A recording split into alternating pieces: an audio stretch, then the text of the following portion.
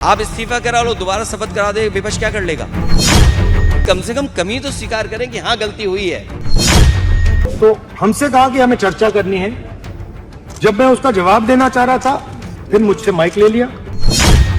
सदन के मानसून सत्र में नीट पेपर लीक मामले पर और धर्मेंद्र प्रधान के यानी शिक्षा मंत्री के इस्तीफे की मांग को लेकर हंगामा लगातार जारी रहा। खबर ये निकलकर सामने आ रही है कि जो सरकार का रुख है वो विपक्ष से इस मुद्दे पर चर्चा करना चाहता है, लेकिन विपक्ष कार्रवाई में बाधा डाल रहा है। वो चर्चा नहीं करना चाहता क्योंकि वो सिर्फ एक मांग पर अड़े हैं, इस्तीफा। धर्मेंद्र प्रधान का सिर्फ इस्तीफा। और इस हंगामे के बीच एक बार फिर सदन जो है वो स्थगित कर दी गई 27 जुलाई सुबह 11 बजे तक के लिए, क्योंकि हंगामे के कारण दोनों सदनों की कार्रवाई जो है वो बाधित हुई है। लेकिन अंदर किसने क्या आरोप लगाए हैं, किसे बोलने का मौका मिला है, किसे बोलने का मौका नहीं मिला है, ऐसी बातें जो हैं वो निकलकर सामने आई। खास करके तब जब राहुल गांधी का नाम सामने आता है। राहुल गांधी ने जो इल्जाम लगाए हैं वो भी मैं आपको सुनाऊंगी, लेकिन उससे पहले हम अखिलेश यादव की बात करेंगे कि उन्होंने जो बात कही है वो एक बार सोचने पर जरूर मजबूर करती है। तो आप भी अखिलेश यादव का ये बयान सुनिए, फिर राहुल गांधी की बात सुनिएगा। उसके बाद अपने विचार कमेंट बॉक्स में जरूर शेयर कीजिएगा कि आपको क्या लगता है।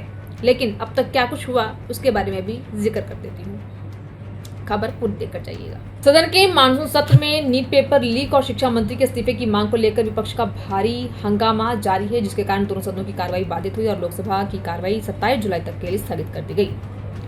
विपक्ष का हंगामा, नीट पेपर लीक और विभिन्न मुद्दों को लेकर विपक्षी सांसदों ने सदन में जोरदार नारेबाजी की और शिक्षा मंत्री के इस्तीफे की मांग की है। लेकिन कार्रवाई की बात करें तो भारी हंगामे और गतिरोध के चलते लोकसभा और राज्यसभा की कार्रवाई सुचारू रूप से नहीं चल सकी और लोकसभा को 27 जुलाई सुबह 11 बजे तक के लिए स्थगित कर दिया गया। तो वही बात अगर सरकार की करें तो संसदीय कार्य मंत्री ने स्पष्ट किया कि सरकार हर मुद्दे पर चर्चा करने को तैयार है, लेकिन विपक्ष लगातार सदन की कार्रवाई में बाधा डाल रहा है। आप इस्तीफा करा लो, दोबारा शपथ करा दे, विपक्ष क्या कर लेगा? अगर मान लीजिए आज इस्तीफा करा लें, 15 दिन बाद फिर शपथ दिला दी किसी दूसरे विभाग की, विपक्ष क्या कर लेगा?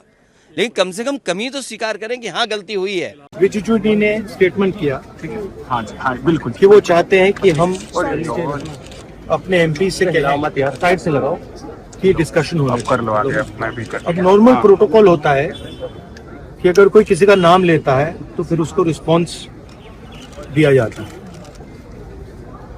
तो हमसे कहा कि हमें चर्चा करनी है। जब मैं उसका जवाब देना चाह रहा था, फिर मुझसे माइक ले लिया। मुझे अपॉर्चुनिटी नहीं दी। मगर मैं क्लियरली कहना चाहता हूं जो ऑपोजिशन का स्टांस है। 3 मांगे हैं स्टूडेंट्स की। पहली मांग, corrupt education minister has to go.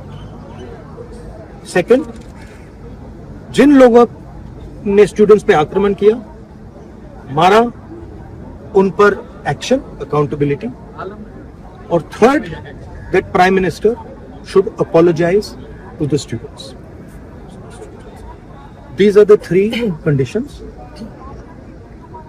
We are not going to have any conversation, any discussion before Mr. Pradhan is sacked.